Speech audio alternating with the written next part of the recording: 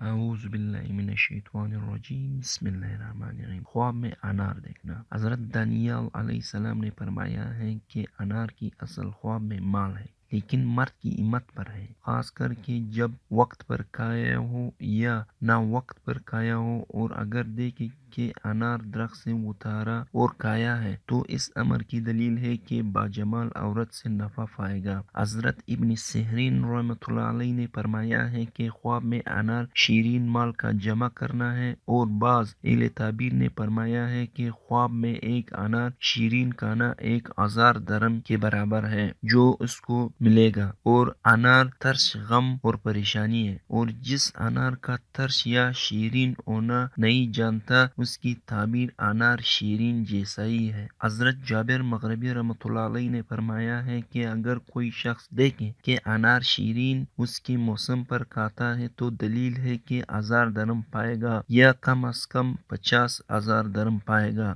یہ ممکن ہے کہ درم کی جگہ دینار پائے۔ اگر دیکھے کہ انار جاڑی میں کھاتا ہے تو ایک دانے کے عوض میں اس کی لکڑیاں لگے گی، اور ہر حال میں انار تش کھانا وقت پر ہو یا نہ ہو برا ہے، اور انار شیرین کا حکم درمیانی درجے پر ہے۔ حضرت کرام رحمۃ اللہ علیہ نے فرمایا ہے کہ اگر کوئی شخص دیکھے کہ انار شیرین اس کے موسم پر کھاتا ہے، اگر وہ مسافر ہے تو اس